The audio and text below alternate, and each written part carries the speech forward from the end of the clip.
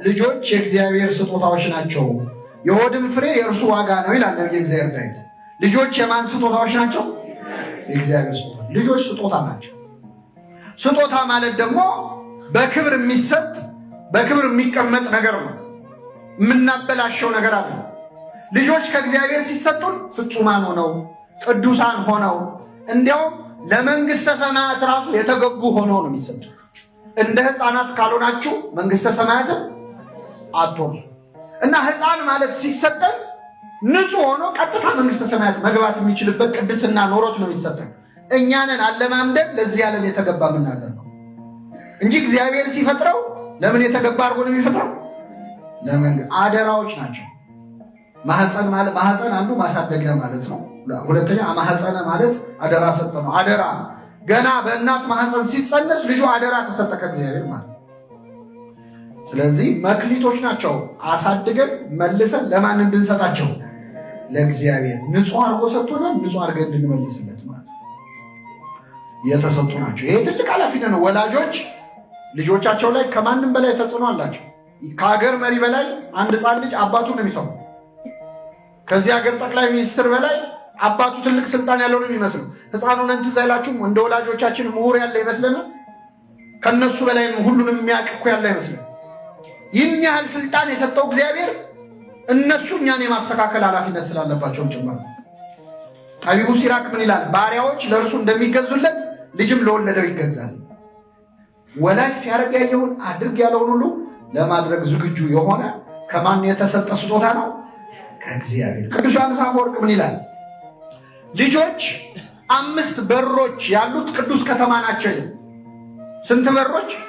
ምንድን ናቸው እነዚህ 5 በሮች? 5ቱ የስሜት ሕዋሳት ናቸው።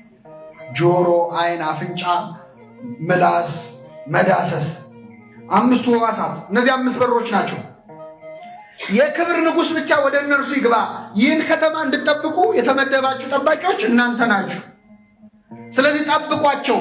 ወደዚህ ከተማ መጥፎ ነገር እንዳይገባ ብትችሉ ቀድማችሁ የእግዚአብሔርን ቃል አስገቡባቸው። በጆሮአቸው ቅዳሴውን፣ ዜማውን፣ ዝማሬውን ይስሙ። በዓይናቸው ቅዱሳት ስዕላቱን ይመልከቱ፣ ገዳማቱን ይመልከቱ። በምላሳቸው ሥጋውን ደሙን ይቀበሉ፣ ጠበል ይጠጡ። በአፍንጫቸው ዕጣኑን ያሽቱ። በ5ቱ በሮች አስቀድማችሁ እግዚአብሔርን አስገቡባቸው።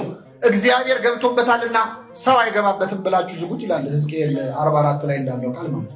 ሕጹታ ትነብር፣ ተዘግታ ትኖራለች፣ የሰራዊት ጌታ እግዚአብሔር ገብቶባታልና የሚላለ ለድንግል ማርያም ነው ምስጢሩ። ቅዱስ ዮሐንስ አፈወርቅን ለልጆች ያደርጋል።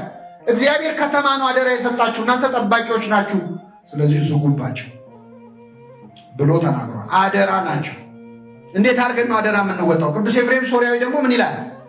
ለልጆቻችሁ ስለ እግዚአብሔር ንገሯቸው። በሉ እስኪ ለልጆቻችሁ ስለ እግዚአብሔር ንገሯቸው።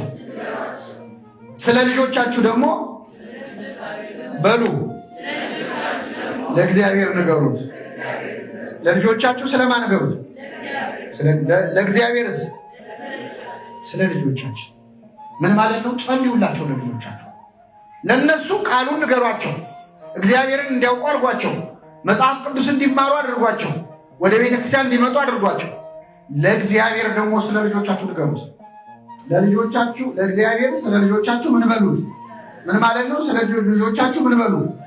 ጸልዩ። ቅዱስ ኤፍሬም ምን ይላል? ጌታ ሆይ አንተም እኮ ሕፃን እንደነበርክ አስታውስ እንጂ ይላል። አንተም ሕፃን ነበርክ፣ የሕፃንነትን ዘመን አስብ።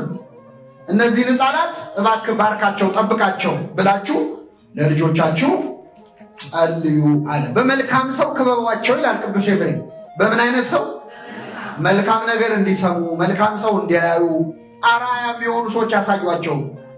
አያቶቻቸውን፣ አረጋውያንን አስተዋውቃቸው። ልጆቻቸውን ጎረቤት እንዲያከብሩ፣ ሁሉን እንደ ወላጅ እንዲያዩ፣ ሁሉን ሰው ጉልበት እንዲስሙ አድርጋቸው አሳድጓቸው። መካሪዎችን፣ ሮል ሞዴል የሚሆኑ ሰዎች፣ አርአያ መሆን የሚችሉ ሰዎችን አሳዩአቸው። በመልካም ሰው ክበቧቸው። ዓለም ጭንቅላታቸውን በክፉ ነገር ሳይሞላው በፊት እናንተ ጭንቅላታቸውን በመልካም ነገር ቅደሙታል።